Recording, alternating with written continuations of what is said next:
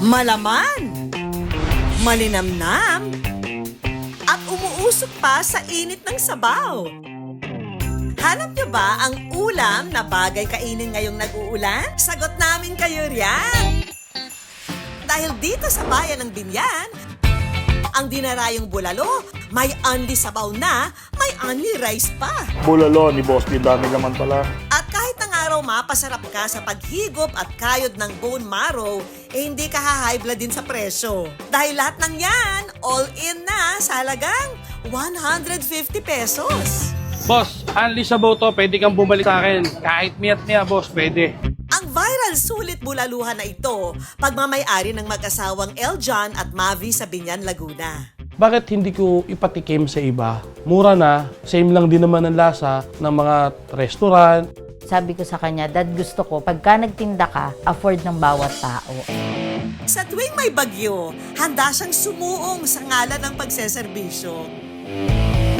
Narito si Kapuso weather presenter and host, Anjo Pertiera. Miss Vicky, uuwian kita. Huwag ka mag-alala, ako bahala sa'yo. Mga kapuso, pinintay natin.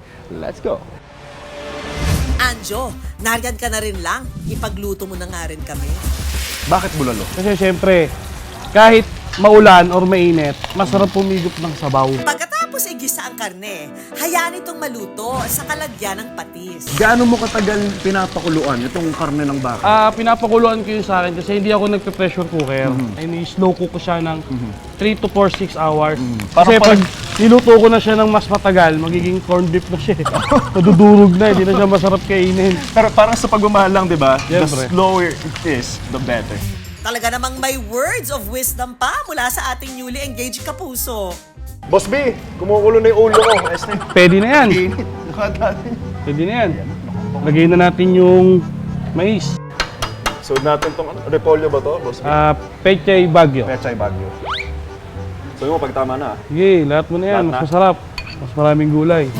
Huwag kalimutang ilagay ang star of bulalo na bone marrow, ha? Hayaan ito kumulo at ready nang iserve. Napakasarap ng bulalo. Pengi pa nga po ako dyan, mga tatlo. Yung isa pa, extra rice pa nga. Mga tatlo na, para masaya. Sorry. Okay lang. Good job, St. Benedict in the house. Yo, let's go. Iring bulalo. At dahil ang paandar ni na Eljan, only sabaw and rice, mapapalaban daw si Anjo riyan. Ilang kanin sa tingin mo makakain mo? Anim. 6? Tirahan mo naman ako, wala akong kanin. Ma'am. Sobrang sarap ng balolo ni Boss B kasi nga tamang sobrang lambot ng karne, yung alat, katamtaman, ang sarap pa nung sausawan nila dito. Tinatangkilik man ang bulalo ni na Eljan at Mavi, pag-amin nila, ang mga pinagdaanan daw nilang mag-asawa, hindi naging kasing lambot ng specialty nilang beef bulalo. Nagsimula kami ng as in wala po talaga kami mag-asawa. Wala po kami parehas na trabaho. Dala rin ng maagang pag-aasawa, hindi nakatapos ng pag-aaral ang dalawa. Naranasan din nilang magbenta sa bangketa. Nagtinda kami ng kung ano-ano, damit, tsinelas, Prutas. itlog. Nagkakariton siya sa Kakariton bayan, kami sa sa gilid ng bayan. bangketa. Pero ang mag-asawa, never say die sa pangarap na may ahon ang pamilya sa hirap. Kaya naman nang makaipon, nagsimula sila ng sariling negosyo. Sabi ko sa kanya, Mami, magtinda kaya tayo ng kare-kare at bulalo. Kami po yung magtitinda hanggang gabi, 12, minsan inaabot kami. Pagdating po namin ng 12, pahinga po ng konti, kain ng konti po, diretso na po kami yan sa pamimili. Hanggang alas 4 po ng madaling araw. Ramdam daw ng mag-asawa ang init ng pagsuporta sa bulalo nila.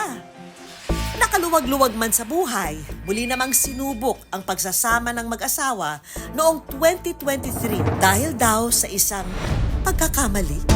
Nung time na kasi na yun, nandun yung part na naghiwalay kami ni Mrs.